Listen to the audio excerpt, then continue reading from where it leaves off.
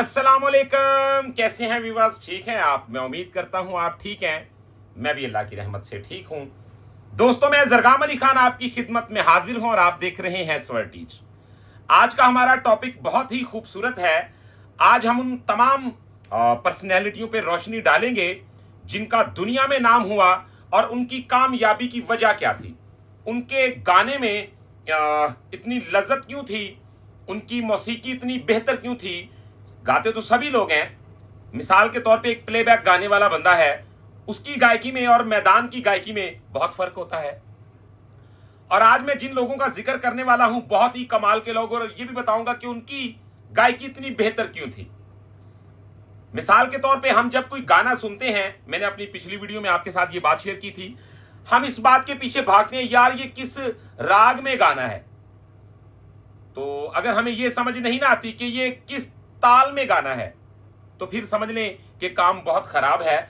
आपको रिदम की प्रैक्टिस जरूर होनी चाहिए। मेरे एक भाई हैं, उन्होंने कमेंट में पूछा मुझसे कि जी ये बताएं कि गाना गाने वाला बंदा जो है वो गाते गाते तबले वाले को टेम्पो से बाहर कैसे निकाल देता है। अब ये बात बहुत ही मजे की है और मैं इस पे वजाहत करूंगा।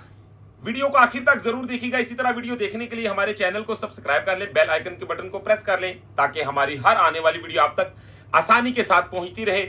और दोस्तों, इसके अलावा अगर आप प्राइवेट क्लास लेना चाहते हो तो वो भी आपके पास ऑप्शन मौजूद है। हमारा व्हाट्सएप नंबर है 0321941495। तो इंशाल्लाह आप प्राइवेट भी सीख सकते हैं हमसे अगर आप क्लास लेना चाहते हैं तो। अच्छा जी, हम बात करने लगे हैं। आपने बहुत ही बड़ा नाम सुना होगा, उस्ताद नुसरत। कमाल के लोग हैं और उनकी अच्छी मौसीकी की वजह यह थी कि वो रिदम को बहुत अच्छा समझते थे। अब ये मैं नहीं कह रहा, आप उनकी कवालियां सुने, उनके क्लासिकल ख्याल सुने, उनके मैदान सुने, तो आप देखें कि वो रिदम को क्या बेहतरीन समझते थे। इसी तरह हमारे मुल्क का बहुत बड़ा नाम उस्ताद सलामत अली खान साहब मशहूर है जी। वो टेम्पो को बहुत ही कमाल का समझते थे, यानी कि गवैया तो वो लाजवाब थे। उस्ताद नुसरत साहब भी कमाल के गाने वाले थे। उनका गाना इतना बेहतर क्यों था? क्योंकि उनका टेम्पो का पोर्शन बेहतर था। अब यहां पे क्या होता है, सिखाने वाले टेम्पो को इग्नोर करते हैं। भी एक स्टूडेंट आपके पास सीखने के लिए आया तो आप उसे रिदम के तो बारे में बता ही नहीं ना रहे, उसे सीधा सरगम पे लगा दिया। और अगर सरगम पे लगाया तो किसी को बताया भी तो इतने बताया, सारे गामा पादा नीसा सानी दापा मागा रेसा, सारे गामा, यानी कि सम से लेके सम और फिर वापस। अब आप जानते हैं कि जैसे आप स्कूल में जाते हैं तो पहले आपको ABCDEFGH यानी जी तक पढ़ाया जाता है। फिर उसके बाद आपको यह सिखाया जाता है कि कौन सा लफ्ज कौन सी आवाज देता है। ए से लेके जी तक देख लें, सभी जो स्पेलिंग है वो अलग अलग अपनी आवाज निकालते हैं। इसी तरह म्यूजिक में दर्जा बदर्जा जब टेम्पो आप सीखते हैं तो सम से सम तक तो आपको अगर पता चल गया है या बता दिया गया है, तो इसके बाद क्या दर्जा आता है, आज इस बात पे हम बात करेंगे। तो इस वीडियो में जो मैं मैसेज आपको देने वाला हूं, आपके बहुत ही काम आने वाली बात है। वीडियो को आखिर तक जरूर देखना। अगर वीडियो पसंद है तो अपने दोस्तों के साथ भी जरूर शेयर करनी है आपने। और आपका एक लाइक, एक कमेंट हमारे लिए बहुत मायने रखता है। तो खिदमत तो उस्तादां दी करनी चाहिए, लेकिन एक खिदमत जरूर करया करो, क्योंकि ये खयानत होती है कि अगर आप देख रहे हैं तो हम आपके लिए इतनी मेहनत करते हैं तो आप कमेंट भी नहीं कर सकते, या कमेंट के अलावा आप एक लाइक भी नहीं कर सकते, या सब्सक्राइब नहीं करना, लेकिन देख रहे हैं आप, तो इसके साथ जरा हमारा हौसला बढ़ जाता है। इस बात पे भी थोड़ा सा ध्यान दिया करें। तो आए जरा आगे बढ़ते हैं जी। हम आज आपको बताएंगे कि 3 ताल स्टार्ट में जैसा हम बजाते हैं, सरगम का हमें पता चल जाता है जी। आपने ये देखना है कि 3 ताल में कितनी कैटेगरी है। उसके बाद वो कैटेगरी दूसरे रिदम में भी आती है, हर रिदम के साथ वो यूज होती है। तो वो क्या कैटेगरी है जी, उस पर रोशनी डालूंगा आज मैं। 3 ताल 16 मात्रा की प्रैक्टिस आप सभी दोस्त, कोई भी ऐसा मेरे ख्याल में नहीं जिसने इस पे प्रैक्टिस नहीं की पहले। तो हमारा 3 ताल मिल जाए सही हमें। एक सेकेंड,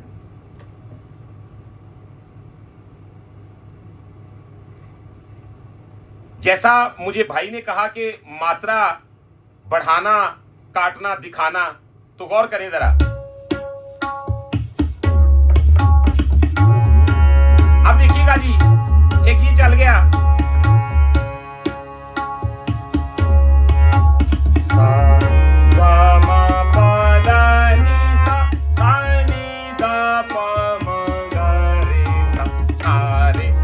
ये मैं सम से उठा रहा हूं, सा नी दा पा मा गा रे सा, सा रे गा मा पा दा नी सा, सा नी दा पा मा गा रे सा। 1 2 3 4 5 6 7 8 9 10 11 12 13 14 15 16 1। तो ये 1 पे हमारा सम आ गया। हम शुरू करें, सा रे गा मा पा दा नी सा, सा नी दा पा मा गा रे सा, सा। तो ये 3 ताली भी मुकम्मल हो गई और हम सम से उठा रहे हैं और सम तक आ जा रहे हैं। अब गौर कीजिएगा जी, इस बात में उनका भी जवाब है जो पूछ रहे हैं जी बजाने वाले को टेम्पो से बाहर कैसे कर दिया। अब इसमें दर्जा बदर्जा बात होगी, कैटेगरी होती है, बजाने वाले भी और गाने वाले भी। अगर प्रॉपर सीखे हुए हों तो उनको टेम्पो से बाहर निकालना इतना मामूली काम नहीं होता, मुश्किल काम होता है। लेकिन ये पैदा कहां से होता है, ये मुहारत कहां से चलती है, वो टेक्निक क्या होती है, उस पर रोशनी डालूंगा। तो देखें जी, एक सरगम होगी सारेगामा पादा निशा सा नी दा पा मा गा रे सा, सम से सम, आना और जाना। अब दूसरी कैटेगरी कौन सी है, आपकी दूसरी तरबियत क्या करनी चाहिए सिखाने वालों को भी। जैसे हमने अच्छे आला बुजुर्गों से सीखा, वही आपके साथ तरीका शेयर करने हैं। तो देखें जरा, अब गौर कीजिएगा, सा रे गा मा पा दा नी सा, सा नी दा पा मा गा रे सा, सा रे गा मा पा दा।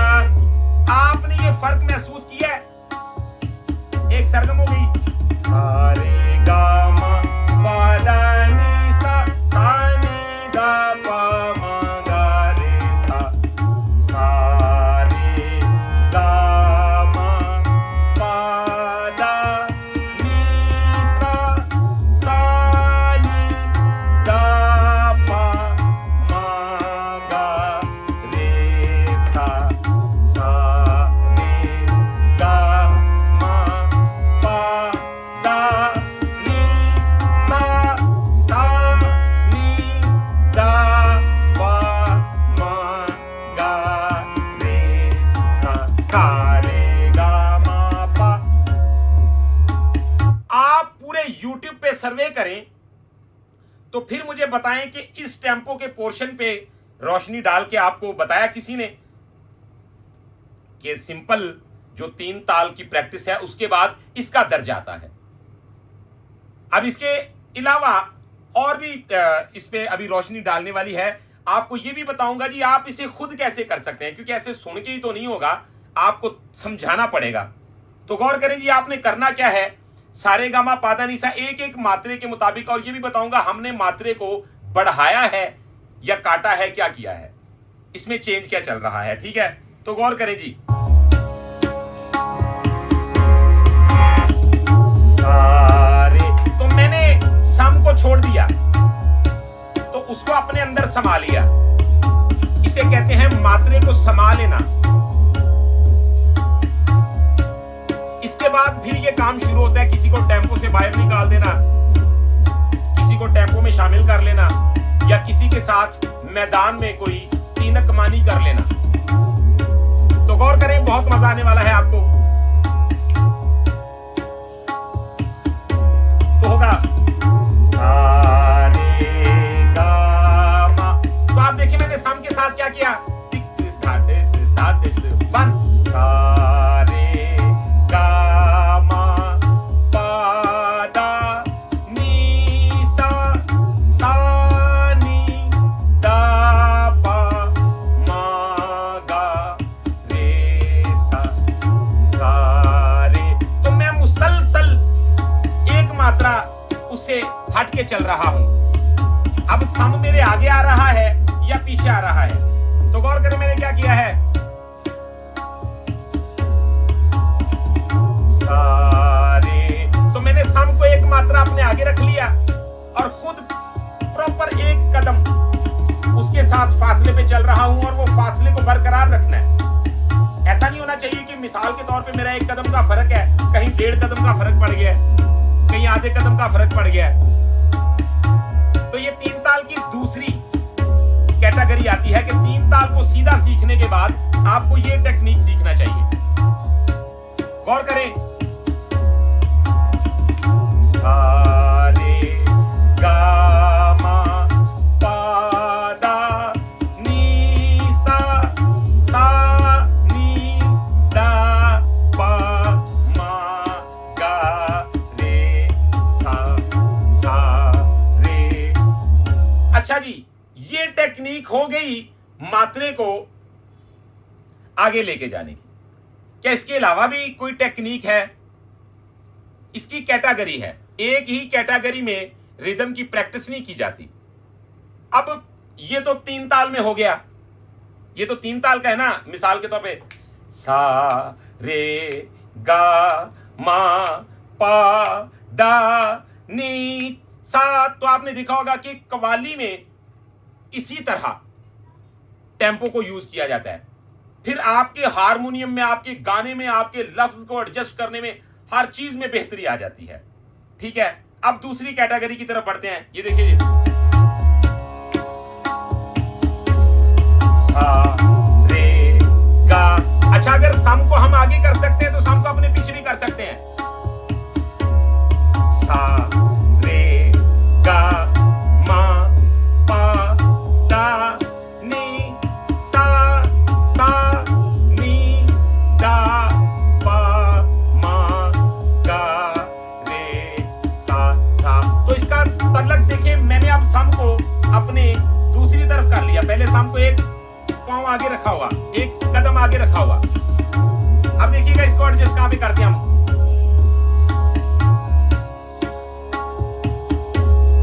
सा रे गा मा पा दा नी सा नी दा पा मा गा रे सा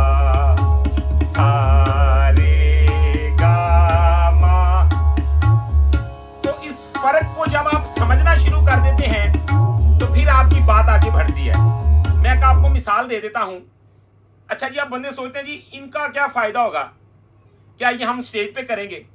तो आए आज ये भी आपको बता देते हैं कि ये स्टेज पे कैसे होता है।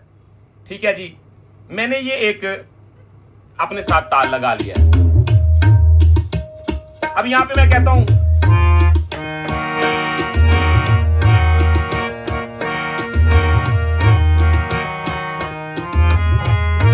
अब देखिएगा,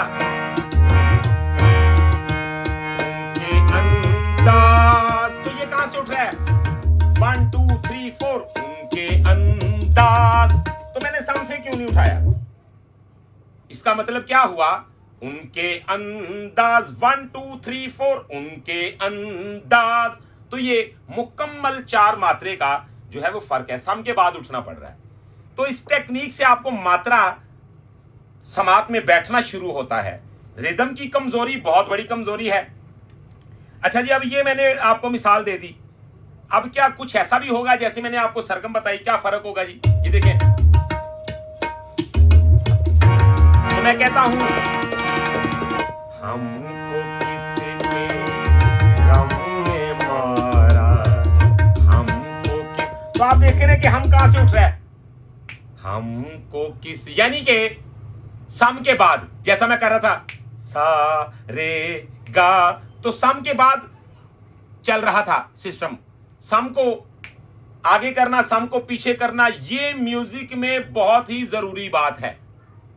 अब देखिएगा जी, ये प्रॉपर गजल सारी सम के आगे पीछे रहेगी। कैसे? तो ये देखें,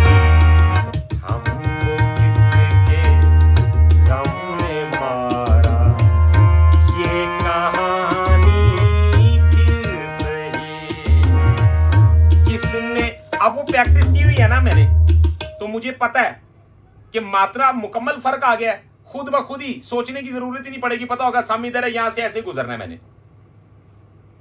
अब गौर करें कि ये सारी गजल आगे पीछे रहेगी और कैसे कैसे, इसका शेर सुने। नफरतों के तीर खाकर, नफरतों कहां से उठा देखेगा, नफरतों 1 2 3 4 5 6 7 8, नफरतों के तीर तो सम के बाद उठा है, दोस्तों भी सम के बाद उठा है, दोस्तों के शहर में हमने, तो ये सारी गजल सम के आगे और पीछे चल रही है। अब इसके अलावा और बताता हूं आपको, और मिसालें ले लें, जैसा कि मैं कहता हूं हंगामा है बरपा, तो ये सम के ऊपर से उठ रहा है, हंगा तो हंगा, तो ये सम के ऊपर से उठेगा ये। अब जिस बंदे को मात्रा छोड़ने की, मात्रा बढ़ाने की, मात्रा निकालने की सेंस नहीं है, अब ये डायरेक्ट आपको गानों से ही नहीं आएगी। तो सरगम की जो मैंने प्रैक्टिसें आपको बताई हैं उनको शामिल करेंगे तो इंशाल्लाह बात बन जाएगी। अच्छा जी, अब और मिसाल ले लें, मैं कहता हूं जी,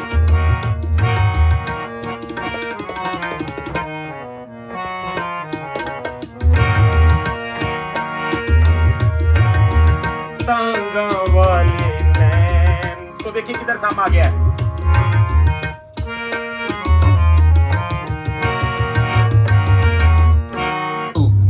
और गुल्ली और तांगा वाले नैन कदों सुख नाल सोणगे, सुख साडे लुटे जिन्ना ओ फेरा कदों पाउणगे। तो देखिए, तांगा वाले नैन कदों सुख नाल सोणगे।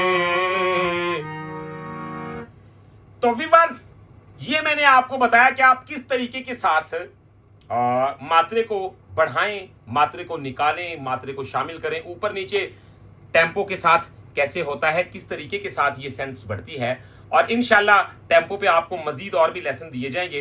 तो मुझे उम्मीद है जी आज की वीडियो आपको बहुत पसंद आई है। अगर वीडियो पसंद आई है तो चैनल को सब्सक्राइब कर लें, बेल आइकन के बटन को प्रेस कर लें ताकि हमारी हर आने वाली वीडियो आप तक आसानी के साथ पहुंचती रहे। और फिर इंशाल्लाह अगली वीडियो में मिलते हैं, तब तक के लिए अपना बहुत ज़्यादा ख्याल रखिएगा। अल्लाह हाफिज़।